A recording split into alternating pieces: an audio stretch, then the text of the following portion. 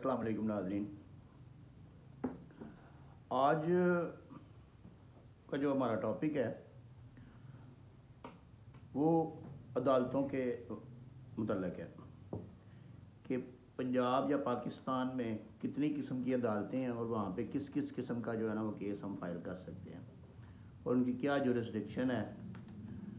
बड़ा मुख्तसर सा होगा क्योंकि मैं थोड़ा थोड़ा सारी अदालतों का इंट्रोडक्शन करवाऊँगा। वैसे सेपरेटली लहदा हर एक का बाद में उसके बाकायदा लेक्चर्स होंगे और बाकायदा केस स्टडी के साथ होंगे कि कोई अगर उसमें कोई केस फाइल हुआ तो उसको उसके मुताबिक उसको देखा जाएगा। करंट अफेयर पे मैं आज बहस नहीं करना चाहता क्योंकि करंट अफेयर बहुत ख़तरनाक हद तक जा चुके हैं हमारे मुल्क के, तो हमारे पास टाइम भी आज थोड़ा है, शॉर्ट है, तो वीडियो भी छोटी होनी चाहिए ताकि आप सब लोग इजीली उसको देख सकें और अपना कोई इस्तिफादा हासिल कर सकें, कोई जो आपको कोई इल्म हासिल हो सके। तो इसलिए मैं आज टू द पॉइंट चलता हूँ कि अदालतें जो है ना वो कितनी किस्म की होती हैं। एक जो तहसील है ना, तहसील सबसे छोटी होती है। तहसील लेवल पे जो अदालतें होती हैं ना वो सिविल कोर्ट्स होती हैं जिनको दीवानी अदालतें बोलते हैं, और मजिस्ट्रेट होते हैं जो कि ट्रायल कोर्ट जिनको फौजदारी मुकदमात में ट्रायल कोर्ट बोलते हैं।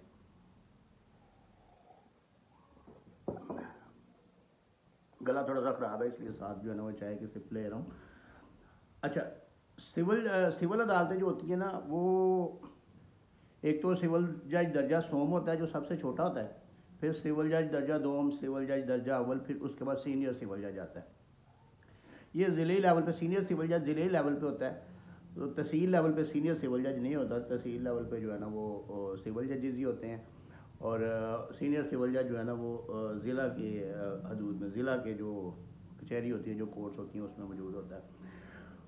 इसके अलावा ये दीवानी काम के लिए होते हैं, जो ज़मीनों के केस जो हम करते हैं या जो कोई दिला पाने के दावे जो करते हैं हम, या कोई नादरा के ख़िलाफ़ कोई केसेस वगैरह करते हैं, वो सारे सिविल कोर्ट्स में, सिविल दीवानी अदालत में की जो जुरिस्डिक्शन है ना वो उसमें आते हैं। वो मैंने एक सेपरेट मेरी वीडियो मौजूद है कि जिसमें वो मैंने सारा डिस्कस किया हुआ है कि सिविल कोर्ट में कौन कौन से दावे किए जा सकते हैं। इसके अलावा जो क्रिमिनल साइड होती है उसमें फौजदारी मुकदमा जो होते हैं उनमें मजिस्ट्रेट्स की अदालतें होती हैं। इलाका मजिस्ट्रेट होता है जो कि एक जो थाने के हिसाब से होता है कि ये फ़लाँ थाना उसके पास है, फ़लाँ थाना उसके पास है।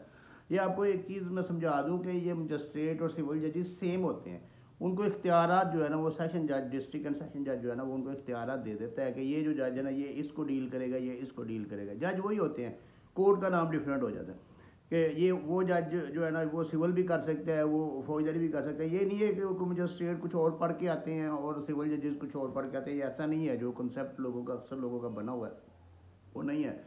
ये जजेस सेम होते हैं और वो उनको जो है ना वो रोल उनके जो है ना वो अथॉरिटीज़ और उनको जो है ना ड्यूटीज़ वो जो है ना वो साइन कर दी जाती हैं और वो उसके मुताबिक जो है ना वो चलते हैं, वो काम करते हैं। तो इसमें इलाका मजिस्ट्रेट होता है, एक दफ़ा 30 का मजिस्ट्रेट होता है जो थोड़ा सा सीनियर होता है और वो जो थोड़े से हैवी केसेस सुनता है। इसके अलावा जो एक जुडिशल मजिस्ट्रेट होता है वो सेपरेट होता है, और जो सीनियर सिविल जज एक क्रिमिनल डिवीज़न का, जो एक पहले हमने सीनियर सिविल जज जो देखा था वो दीवानी दावाजात में था, वो सिविल साइड का था। एक क्रिमिनल डिवीज़न का सीनियर सिविल जज की कोर्ट होती है। इसके अलावा फैमिली कोर्ट्स होती हैं, वो फैमिली कोर्ट्स का कोई क्राइटेरिया नहीं, वो सेम होती हैं सारी। एक सीनियर फैमिली जज होती है, वो सीनियर सिविल जज के लेवल की होती है जिसको सीनियर फैमिली जज बोलते हैं।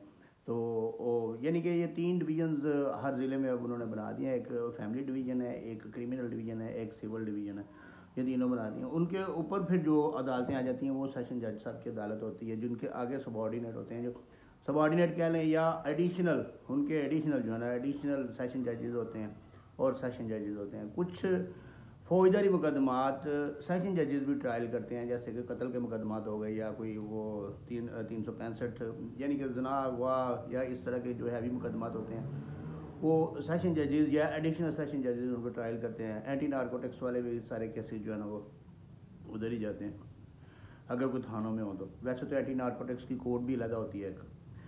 तो इसके अलावा ये एडिशनल सेशन जजेस की कोर्ट होती हैं, सेशन जजेस की कोर्ट होती हैं। इसके अलावा जो सिविल जजेस, सिविल वाला जो साइड है ना उसमें एक ओवरसीज़ कोर्ट होती है, वो भी सीनियर सिविल जज की कोर्ट ही जो है ना वो उसको अथॉरिटीज़ दी जाती हैं, इख्तियार दिए जाते हैं, वो ओवरसीज़ केसेस को जो है ना वो देखते हैं। इसके अलावा इसी जगह पे एक ग्रीन कोर्ट होती है जो एनवायरनमेंट प्रोटेक्शन करती है। एनवायरनमेंट प्रोटेक्शन के केसेस सारे ग्रीन कोर्ट में फाइल किए जाते हैं, वो भी सीनियर सिविल जज की कोर्ट होती है। लेकिन जिस वक्त आपने केस फाइल करना ना, उस वक्त वो आपने स्पेसिफिक वो ऊपर जो है ना वो बाइख्तियारात लिख के, और जिस तरह के मेरे वकील भाई जानते हैं सारे, वो उस तरीके से आपने उसको प्रेजेंट करना है, कोर्ट के अंदर सबमिट करना है। इसके अलावा आगे चलते हैं हम, लेबर कोर्ट्स होती हैं जिसमें लेबर्स वगैरह के लेबर के बारे में या कोई इंडस्ट्रियलिस्ट जो है ना उनके खिलाफ जो है ना वो लेबर जो है ना वो उनको सू कर सकती है और उनके खिलाफ केसेस फाइल कर सकती है। बैंकिंग कोड आती है, जो बैंक के मैटर्स, जो जितने भी बैंक के मैटर्स होते हैं वो सारे बैंकिंग कोर्ट्स में होते हैं। इसके अलावा जो इन्हीं कोर्ट्स में जो कंज्यूमर कोर्ट होती है, वो भी एक डिस्ट्रिक्ट प्रिजाइडिंग ऑफिसर उसको बोलते हैं, लेकिन वो कंज्यूमर कोर्ट है जो कि सार्फिन का जो आपके जो आप चीज़ें वगैरह ख़रीदते हैं, आपके गारंटी में नहीं आती चीज़ें, उनके खिलाफ आप केसेस फाइल करना चाहते हैं तो आप कर सकते हैं। वो कंज्यूमर कोर्ट होती है, ये भी हर ज़िले में मौजूद होती है। लेकिन अभी वो कुछ ऐसी कोर्ट्स भी हैं, ऐसे भी कंज्यूमर कोर्ट्स हैं जो 2 ज़िलों में एक ही है, वो 2-3 दिन एक ज़िले में, 2-3 दिन एक ज़िले में काम करते हैं। इस तरीके से भी होता है, लेकिन ये एक अलग कोर्ट होती है कंज्यूमर कोर्ट। इसके अलावा FIA के जितने केसेस हैं वो FIA कोर्ट देखती है। एंटी करप्शन के जितने केसेस हैं वो एंटी करप्शन कोर्ट देखती है। नैब के जितने केसेस होते हैं वो नैब कोर्ट देखती है। इंश्योरेंस के जितने केसेस हैं वो इंश्योरेंस ट्राइब्यूनल है जो इस वक्त लाहौर में है। पंजाब, ये जो नज़दीक है इनका, पंजाब का जो लाहौर में एक इंश्योरेंस ट्राइब्यूनल है, जो ये सारे अजला के जितने भी केसेस होते हैं वो उधर जाते हैं। तो उसको भी वो भी एक अदालत है, वो भी कोर्ट है, इंश्योरेंस ट्राइब्यूनल। पहले इनके इख्तियार सारे हर ज़िला में मौजूद थे और एडिशनल सेशन जज साहब जो है ना वो एक उनको ये दे दिया जाता था रोल, लेकिन अब वो स्पेसिफिक जो है ना वो ट्राइब्यूनल उन्होंने बना दिया। इसके अलावा कस्टम कोर्ट जो है ना वो कस्टम के मैटर सारे देखें तो कस्टम भी ट्राइब्यूनल में होता है।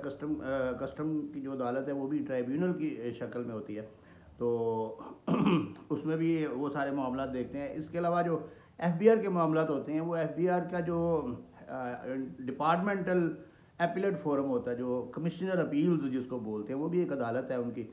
तो वो भी एक अलग कोर्ट है, सेपरेट कोर्ट है। वो FBR के हिसाब से वो काम सारा करते हैं, टैक्स के मैटर सारे देखते हैं। दीवानी मामलात में जो और अदालतें हैं वो रेवेन्यू कोर्ट्स हैं, जो तहसीलदार से शुरू होती है। सबसे छोटी कोर्ट जो है वो तहसीलदार की है।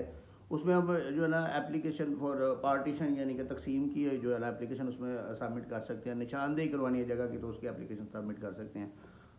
उसके फैसले को चैलेंज करना है तो ADCR की अदालत है, यानी कि एडिशनल डिप्टी कमिश्नर रेवेन्यू।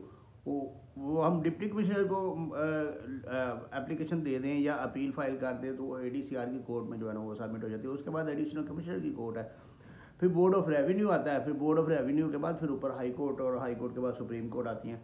वो उस तरफ को फिर वो सिलसिला जाता है। तो ये सारी अदालतें हैं जो पाकिस्तान में इस वक्त जो है ना वो काम कर रही हैं। इनके अलावा एक अदालत जो है ना इस्लामिक इंजंक्शन के लिए जो बनाई गई है, इस्लामिक कवानीन को देखने के लिए कि कौन सा कानून इस्लामी है और कौन सा गैर इस्लामी है। वैसे तो हमारे आइन में लिखा हुआ है कि कोई भी कानून जो है ना वो गैर इस्लामी नहीं बन सकता, लेकिन इनका जो एक आर्टिकल है जिसके तहत ये ना फेडरल शरीयत कोर्ट जिसको बोलते हैं, फेडरल शरीयत कोर्ट, वो बनाई गई है। उसके पास इख्तियारात मौजूद हैं कि वो सो मोटो भी ले सकते हैं। वो हदूद आर्डिनेंस जो बना था ना उसके तहत जो है ना वो उसको इम्प्लीमेंट करने के लिए फेडरल शरीयत कोर्ट, यानी कि कोई ऐसे फैसला जो हदूद के तहत किया गया लेकिन वो सही नहीं किया गया, तो उसको देखने के लिए फेडरल शरीयत कोर्ट बनाई गई।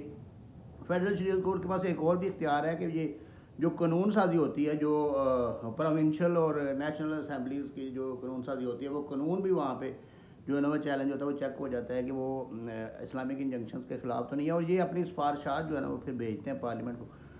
और इन्होंने जो है ना ये अभी तक 212 प्रोविंशियल कवानीन और 55 नेशनल कवानीन ऐसे हैं जो इन्होंने वो बताए हैं कि ये इस्लामिक इंजंक्शंस के ख़िलाफ़ हैं। आप देख लें कि मुल्क पाकिस्तान में किस तरह के कवानीन हमारी गवर्नमेंट है, हमारी हुकूमत, हमारी पार्लियामेंट, नेशनल असम्बली, सैनेट, सूबाई असम्बलियाँ बनाती हैं।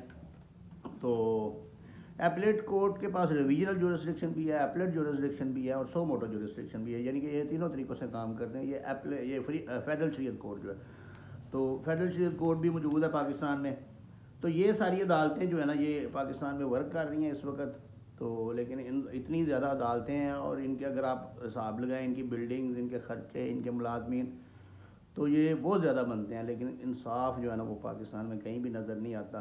और इंसाफ के बगैर जो है ना गरीब के लिए किसी किस्म का कोई इंसाफ नहीं है। गरीब जो है ना वो धक्के खाता है और तारीख पर तारीख मिलती है उनको, लेकिन जो अमीर है उसके लिए अदालतें रात को भी खुलती हैं और अदालतें बाहर सड़क पे भी आ जाती हैं और अदालतें घर भी चली जाती हैं और ये सारा कुछ हो रहा है। लेकिन हम क्या कह सकते हैं, दुआ कर सकते हैं कि अल्लाह ताला हमारे मुल्क के इंसाफ का निज़ाम जो है ना वो बेहतर करे। इंसाफ के बगैर जो है ना वो मुल्क कायम नहीं रहते। ये एक अटल हकीकत है कि इंसाफ अगर नहीं होगा तो फिर मुल्क कायम नहीं रहते। बाकी जुल्म बर्दाश्त हो जाता है, बेईमानी, दो नंबरी, हर चीज़ बर्दाश्त हो जाती है, मुल्क चलते रहते हैं, करप्शन हो जाए तो चलते रहते हैं। लेकिन अगर ना इंसाफ़ी होगी, इंसाफ नहीं मिलेगा तो फिर मुल्क तबाह हो जाते हैं।